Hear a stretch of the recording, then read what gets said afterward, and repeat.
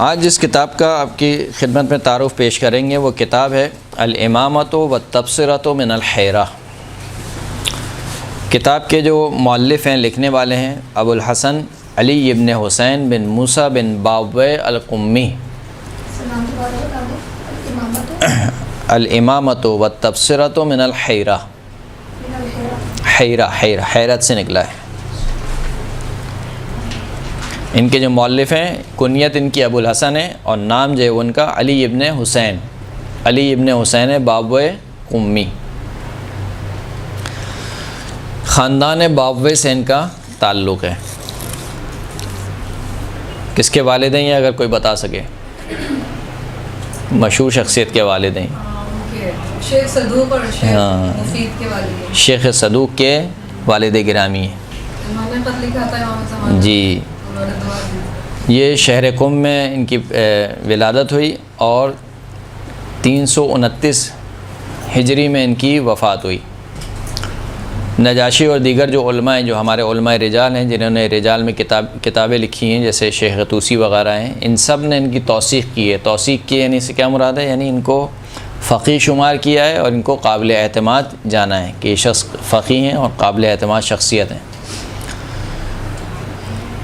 انہوں نے عراق کی طرف مسافرت کی اور پھر وہاں پر جو ہے وہ جو تیسرے نائب تھے امام زمانہ کے، کیا نام تھا ان کا؟ تیسرے نائب کا نام حسین بن روح سے ملاقات کی اور ان سے کچھ مسائل کے بارے میں پوچھا، اور اسی طریقے سے انہوں نے ایک خط لکھا حسین بن روح کے نام، اور ان سے تقاضا کیا کہ وہ امام زمانہ عجل اللہ تعالیٰ فرجہ شریف سے صلی اللہ علیہ محمد و آل محمد، ان سے گزارش کریں کہ وہ ان کے حق میں دعا فرمائے تاکہ یہ صاحب فرزند ہو جائیں، یعنی ان کی اولاد ہو جائے۔ تو کہا جاتا ہے کہ امام نے دعا فرمائی اور دعا ان کے حق میں قبول ہوئی، اور پھر ان کے 2 فرزند ابو جعفر شیخ صدوق اور ابو عبداللہ، ان کے بھائی، شیخ صدوق کے بھائی، یہ 2 متولد ہوئے، ولادت ہوئی ان کی، اور جو اسے کہنا چاہیے مکتب تشیع کے برجستہ علماء میں سے ان کا شمار ہوتا ہے شیخ صدوق، اور خود شیخ صدوق اس بات پر فخر بھی کرتے تھے کہ میں وہ ہوں کہ جو زمانے کے امام کی دعا سے اس دنیا میں آیا ہوں۔ انہوں نے ایک خط بھی لکھا خود امام حسن عسکری کو، اور وہ خط جو ہے، وہ خط کا جو متن ہے وہ مناقب ابن شہر عاشوب میں اس کو نقل کیا گیا۔ خط کیا تھا؟ صحیح انہوں نے خط نہیں لکھا بلکہ امام حسن عسکری نے ان کو خط لکھا۔ امام 11ویں امام نے علی ابن حسین کو خط لکھا۔ اس خط کا متن کیا تھا؟ مما کتب الی ابی الحسن علی ابن الحسین ابن باویہ القمی، امام علیہ السلام نے جو خط لکھا علی ابن حسین باویہ قمی کی جانب، وہ کیا تھا؟ وہ یہ تھا، اعتصمت بحبل اللہ، امام فرماتے ہیں کہ میں اللہ کی رسی سے پناہ مانگتا ہوں، یعنی پناہ چاہتا ہوں، اللہ کی رسی کو تھامے ہوئے ہوں۔ بسم اللہ الرحمن الرحیم، والحمد للہ رب العالمین، والعاقبۃ للمتقین، والجنۃ للموحدین، والنار للملحدین، ولا عدوان الا علی الظالمین۔ یہ خطبہ ہے، تمام تعریفیں اللہ کے لیے ہیں، عاقبت متقین کے لیے، یعنی اچھی عاقبت، جو عاقبت کا ٹھکانہ، آخرت کا ٹھکانہ ہے وہ متقین کے لیے ہے، جنت مواحد لوگوں کے لیے، جو توحید پرست ہیں ان کے لیے جنت ہے، اور جو آتش جہنم ہے وہ کفار کے لیے، اور کوئی عدوان، کوئی ظلم نہیں ہے مگر یہ کہ ظالمین کے پر، کوئی عذاب نہیں ہے مگر ظالمین پر۔ لا الہ الا اللہ، کوئی معبود نہیں سوائے اللہ کے، احسن الخالقین، جو کہ بہترین خلق کرنے والا ہے، والصلاۃ علی خیر خلقہ محمد وعطرتہ الطاہرین، اور درود و سلام ہو اس کی بہترین خلقت پر جو کہ کون ہے؟ محمد مصطفیٰ صلی اللہ علیہ وآلہ وسلم، صلی اللہ علی محمد وآل محمد، اور ان کی پاک و طاہر اطرت ان کی اولاد منہا۔ اس کے بارے میں ہم فرماتے ہیں کہ علیک بالصبر و انتظار الفرج۔ علی ابن حسین کو امام نے خط میں لکھا کہ تم پر لازم ہے تم صبر کو اختیار کرو اور فرج یعنی گشادگی، آسائش کے زمانے کا انتظار کرو۔ قال النبی صلی اللہ علیہ وآلہ وسلم افضل اعمال امتی انتظار الفرج۔ میری امت کی جو افضل اعمال ہیں وہ فرج کا انتظار ہے۔ فرج کس کو بولتے ہیں؟ گشائش کو، آسائش کو، صحیح ہے۔ اور یہاں پر جو روایات میں فرج سے مراد کیا ہے؟ ظہور امام زمانہ عجل اللہ تعالیٰ فرج شریف، کیونکہ صلی اللہ علیہ محمد وآل محمد۔ ایک مومن کو جو حقیقی معنی میں آسائش حاصل ہوگی وہ کب ہوگی؟ جب امام ظہور فرمائیں گے کہ جب جو دنیا ہوگی وہ عدل و انصاف سے بھر دی جائے گی، وہ ایک معاشرہ جو آئیڈیل معاشرہ جو جسے کہنا چاہیے کہ جو انسانیت کا تمنا ہے کہ ایسا معاشرہ ہو، وہ معاشرہ کب ہوگا؟ امام ظہور فرمائیں گے۔ تو فرمائیں کہ میری امت کے افضل اعمال میں سے یہ کہ فرج کا انتظار کیا جائے۔ ولا يزال شيعتنا في حزن حتى يظهر ولدي الذي بشر به النبي يملأ الارض قسطا وعدلا۔ فرماتے ہیں کہ یعنی امام نے خط میں لکھا کہ ہمارے شیعہ ہمیشہ حزن میں رہیں گے، غم و اندوہ میں رہیں گے، یہاں تک کہ میرے بیٹوں میں سے ایک وہ بیٹا ظہور کرے کہ جس کے بارے میں رسول اللہ صلی اللہ علیہ وسلم نے بشارت دی ہے۔ کیا بشارت دی ہے؟ کہ یملأ الارض قسطا وعدلا، بشارت دی ہے کہ وہ زمین کو عدل و انصاف سے بھر دے گا۔ کما ملئت جورا و ظلما، جس طریقے سے یہ زمین بھر چکی ہوگی ظلم اور جور سے۔ فاصبر یا شیخی، پس اے میرے شیخ تم صبر کرو۔ کس کو مخاطب کیا ہے؟ امام نے کس کو مخاطب کیا یا شیخی کہہ کے؟ علی ابن حسین باب قمی کو کہ اے میرے شیخ تم کیا کرو؟ صبر کرو۔ یا ابا الحسن، اے ابا الحسن تم صبر کرو۔ وَأْمُرْ جَمِيعَ الشِّيعَةِ بِالصَّبْرِ، اور میرے تمام شیعوں کو صبر کی تلقین کرو، صبر کا حکم دو۔ فَإِنَّ الْأَرْضَ لِلَّهِ يُورِثُهَا مَن يَشَاءُ، کیونکہ پوری کی پوری زمین اللہ کی ہے، اللہ بادشاہ مالک مطلق ہے، خالق مطلق ہے اس روئے زمین کا، وہ جس کو چاہے زمین کا وارث بنا دے اپنے بندوں میں سے۔ یورثها من یشاء من عبادہ، والعاقبۃ للمتقین، اور آخرت متقین کے لیے ہے۔ والسلام علیک وعلی جمیع شیعتنا ورحمۃ اللہ وبرکاتہ، تم پر بھی سلام ہو، ہمارے تمام شیعوں پر ہمارا سلام ہو، اور اللہ کی رحمت اور اللہ کی برکتیں ہوں۔ وصلی اللہ علی محمد وآلہ۔ یہاں پر جو ہے وہ یہ خط ختم ہو جاتا ہے۔ اگرچہ یہ خط جو ہے وہ فقط جو اس کا منبع ہے وہ مناقب ابن شہر عاشوب ہے، یعنی اس کے علاوہ اور کہیں یہ خط نقل نہیں کیا گیا، اگرچہ کہ جو خط کا متن ہے وہ ثابت ہے دوسری روایت سے۔ جیسے کیا کہا گیا اس خط میں کہ تم صبر سے کام لو، تم جو ہے وہ انتظار کرو، فرج کا انتظار کرو۔ افضل اعمال امتی کیا ہے؟ انتظار الفرج ہے۔ ہمارے شیعہ جو حزن و ملال میں رہیں گے یہاں تک کہ جب تک میرے بیٹا ظہور نہ کر جائے۔ تو جو خط کا جو متن ہے اس پہ کوئی اشکال نہیں ہے، وہ متن ثابت ہے دوسری روایت سے، لیکن خود یہ خط اس طریقے سے لکھنا امام حسن عسکری کا علی ابن حسین کو، اس میں کہتے ہیں کہ یہ خط اول تو سوائے مناقب ابن شہر عاشوب کے اور کسی اور کتاب میں نہیں، حتیٰ شیخ صدوق نے اپنی کسی کتاب میں نقل نہیں کیا۔ شیخ صدوق بیٹے ہیں، تو اگر یہ خط آیا ہوتا اس طریقے سے ہوتا تو وہ یقیناً اپنی کتاب میں نقل کرتے۔ تو خود شیخ صدوق نے اپنی کسی کتاب میں اس خط کا کوئی تذکرہ نہیں کیا۔ اس کے علاوہ جو اس متن میں عبارت استعمال کی گئی فصبر یا شیخی، شیخ کس کو بولتے ہیں عربی میں؟ مسن شخص کو، یعنی جس کی جو عمر رسیدہ ہو اس کو شیخ کہا جاتا ہے، جس کی عمر کافی ہو اس کو شیخ کہا جاتا ہے۔ اب امام کے جو رحلت ہوئی ہے، یعنی امام کی جو شہادت ہوئی ہے وہ کب ہوئی ہے؟ سن 260 ہجری میں، اور علی ابن حسین کی جو وفات ہوئی ہے کب ہوئی ہے؟ 329 ہجری میں۔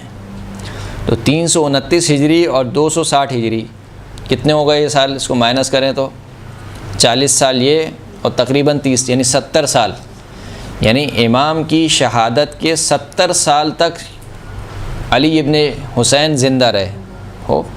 اب یہ خط ظاہر سی بات ہے امام نے اپنے زندگی میں لکھا ہے، تو اس کا مطلب کیا ہے کہ کیا علی ابن حسین کی عمر مثال کے طور پر کوئی 150 سالہ تھی یا 200 سالہ عمر تھی کہ امام یا شیخی کہہ کے مخاطب کر رہے ہیں، یا پھر یا شیخی کسی اور وجہ سے کہا ہے، کیونکہ بسا اوقات الفاظ جو ہے وہ استعمال کیے جاتے ہیں ان کا ظاہری معنی مراد نہیں ہوتا ہے، کسی اور وجہ سے۔ تو بہرحال کہا کہ یہ خط اس طریقے سے لکھنا بہرحال مشکوک ہے کہ امام نے اس طریقے سے خط لکھا ہو، لیکن جیسے کہ میں نے عرض کیا کہ اس خط کا جو متن ہے اس متن میں کوئی شک و شبہ نہیں ہے، وہ دوسری روایت سے ثابت ہے۔ اب یہ خط امام نے لکھا یا نہیں لکھا یا کسی اور نے امام کے نام سے گڑھ دیا وہ ایک الگ بات ہے، لیکن جو اس خط کا متن ہے وہ متن ثابت ہے دوسری روایت سے۔ یہ کتاب آئے گی انشاءاللہ، جو وہ ابن شہر آشوبی ہیں، خیر ان کا جو پورا نام ہے وہ نہیں، ابن شہر آشوبی سے کنیت ہے ان کی میرے خیال سے، جو بھی ہے جی انشاءاللہ آئے گی، یہ کتاب آئے گی۔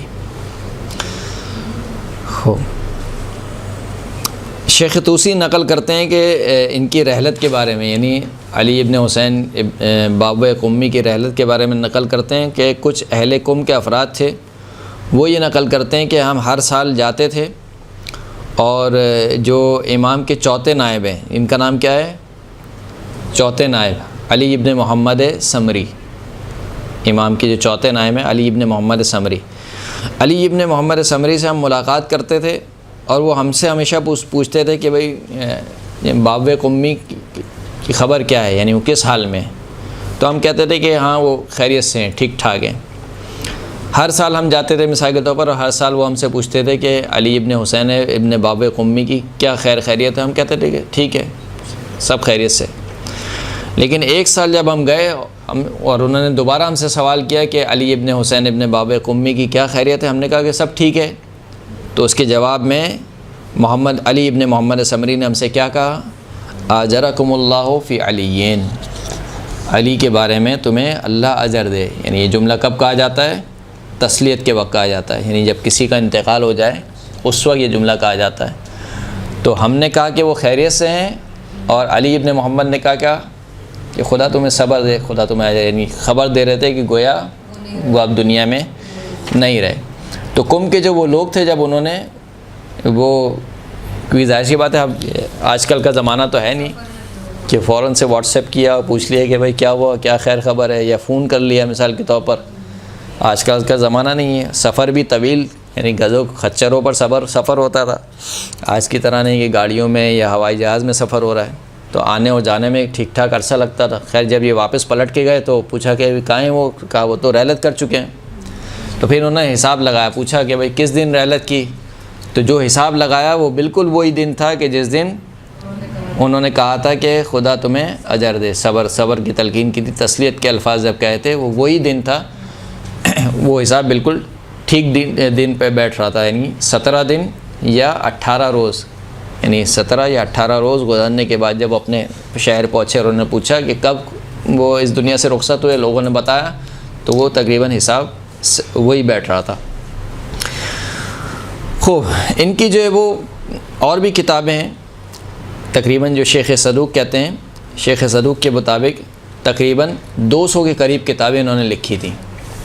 علی ابن حسین باب قمی نے 200 کی کتابیں، جن میں کتاب توحید، کتاب وضو، کتاب صلاۃ، کتاب جنائز، کتاب الامامۃ والتبصرۃ من الحیرہ جس کے بارے میں ابھی ہم پڑھ رہے ہیں، کتاب املا نوادر، کتاب منطق، کتاب اخوان، کتاب النساء والولدان، کتاب شرائع، کتاب تفسیر، کتاب نکاح، کتاب مناسک حج، قرب الاسناد، کتاب تسلیم، کتاب طب، کتاب مواریث، کتاب معراج، یہ ان کی کتابوں میں سے چند کے نام ہیں گے۔ البتہ ایک مناظرہ بھی انہوں نے کیا تھا محمد ابن مقاتل کے ساتھ، وہ جو مناظرہ تھا اس کا ایک رسالے کی اس کو شکل دی گئی کہ جس کا نام الکر والفر تھا، الکر والفر۔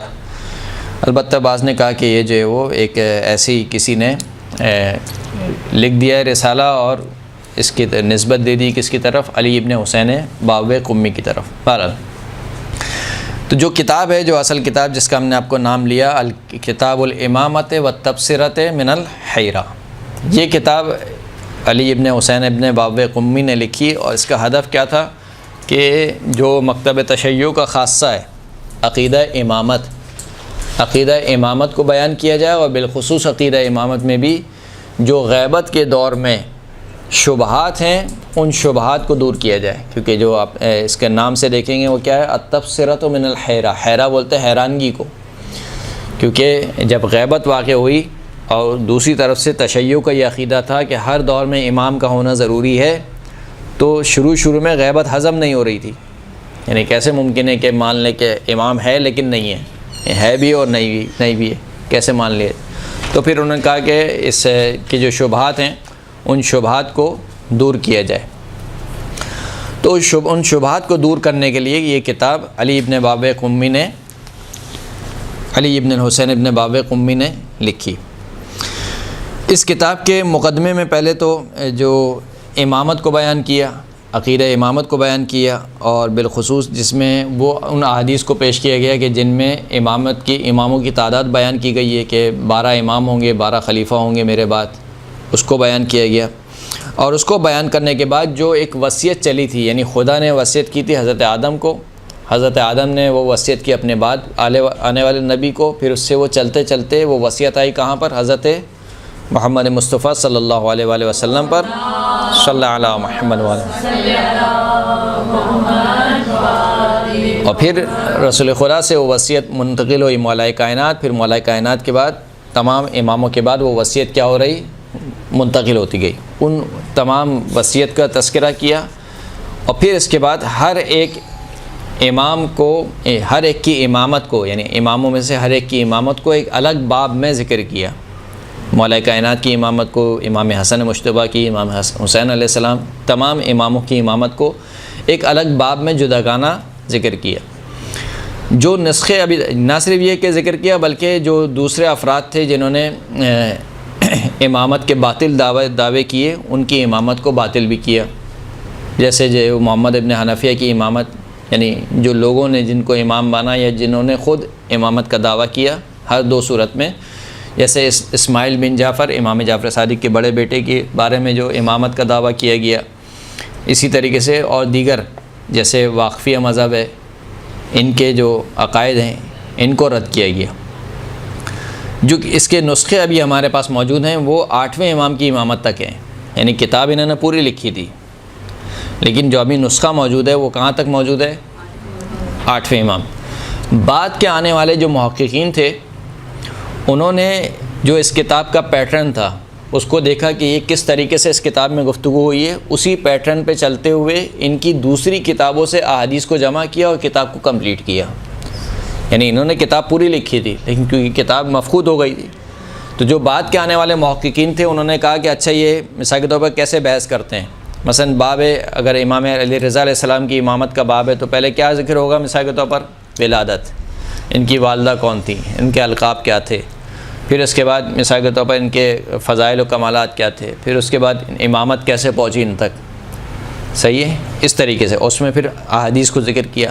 اسی پیٹرن کو لیتے ہوئے انہوں نے کیا کیا، ان کی دوسری کتابوں سے، انہی کی دوسری کتابوں سے احادیث کو جمع کیا اور اس کتاب کو کمپلیٹ کیا 12ویں امام کی امامت تک۔ لہذا جو اس کا آخر کا حصہ ہے وہ مستدرک کے نام پر اضافہ کیا گیا، مستدرک کہتے ہیں اسی وجہ سے، صحیح ہے، جیسے مستدرک کا مطلب یہ ہوتا ہے کہ جو چیز مثال کے طور پر اس کتاب میں رہ گئی ہے اس کا استدراک کیا جائے۔ استدراک کے معنی کیا ہے؟ جبران کیا جائے۔ اس کتاب میں مثال کے طور پر کچھ چیزیں لکھنا رہ گئی تھیں، ان کو پھر الگ کتاب سے یا اسی کتاب میں ایڈ کیا جائے، اس کو استدراک کہتے ہیں، مستدرک کہتے ہیں۔ جیسے کہ المستدرک علی الصحیحین جو حاکم نیشاپوری کی کتاب ہے، مشہور کتاب ہے، جو صحیح بخاری اور صحیح مسلم کے استدراک پہ لکھی۔ استدراک کا مطلب کیا ہے کہ انہوں نے لکھا ہے کہ وہ احادیث جو بخاری اور مسلم کے معیار کے مطابق صحیح تھیں اور انہوں نے نقل نہیں کی، یعنی بخاری میں نے نقل نہیں کی اور مسلم میں نقل نہیں کی، اس احادیث کو نقل کیا گیا کہاں پر؟ مستدرک میں۔ تو اسی طریقے سے اس میں جو اضافہ کیا گیا وہ مستدرک کے نام سے، اور اس میں جو عناوین ایڈ کیے گئے، مثلا 12ویں امام کی امامت، حدیث لو جو کہ مشہور ہے، حدیث لو بی فاطمہ سلام اللہ علیہ سے جناب جابر ابن عبداللہ انصاری اس کے راوی ہیں. حدیث قصہ نہیں، حدیث لو، حدیث لو الگ ہے. جب لو بولتے ہیں ایک چیز کو جس کے اوپر کچھ لکھا ہوا ہو، صحیح، لوح قلم ہم سنتے ہیں نا. تو جناب جابر کو بی فاطمہ نے کہا، جناب فضہ سے کہا کہ وہ لو نکال کے لاؤ. جناب فضہ وہ لو نکال کے لائیں، جناب جابر کو وہ لو دکھایا تو جناب جابر کہتے ہیں کہ اس میں 12 اماموں کے نام لکھے ہوئے تھے. یعنی بہت ساری چیزیں اور بھی لکھی ہوئی تھیں، ان میں سے جو لکھا ہوا تھا وہ یہ تھا کہ 12 امام آئیں گے اور ان کے یہ نام آئیں گے. تو وہ حدیث لو کہلاتی ہے، بہت مشہور ہے. پھر 12ویں امام کی ولادت، پھر جو ہے وہ یہ ثابت کرنا کہ 12ویں امام جو ہے وہ امام حسین علیہ السلام کی اولاد سے ہیں. اور پھر اس کے بعد کہا کہ 7ویں امام کے جو 5ویں فرد ہیں وہ کون ہیں؟ امام زمانہ ہے. 7ویں امام کے 5ویں فرد، صحیح، وہ امام زمانہ ہے. پھر 12ویں امام کے اوصاف کو جو ہے وہ ذکر کیا گیا. پھر اس کے بعد ایک باب ہے جو پہلے بھی ذکر ہوتا تھا، خیر اب وہ فقہ اس کے قائل نہیں ہیں، کہ امام کا نام لینا جو ہے منع تھا. باقاعدہ احادیث میں آیا کہ امام کا نام نہ لیا جائے. غیبت کا تذکرہ ہوا. پھر اس کے بعد غیبت میں جو شیعوں کا وظیفہ ہے اس کو بیان کیا گیا کہ شیعہ کے وظیفے کیا ہیں. ظہور کی علامات کو ذکر کیا گیا، اور وہ علامات جو کہ امام کو پہچاننے کی علامات ہیں ان علامات کو ذکر کیا گیا. تو یہ تقریباً چھوٹا سا تعارف ہے اس کتاب کا جو علی ابن حسین ابن باب قمی نے لکھی، اور تقریباً آپ کہہ سکتے ہیں کہ غیبت سے بہت نزدیک یہ کتاب لکھی گئی. اور اس کا اصل ہدف کیا تھا کہ غیبت کے زمانے میں جو اشکالات ہیں ان کو دور کیا جائے. ایک صلاۃ پڑھے محمد و آل محمد، صلی اللہ علیہ محمد و آل محمد.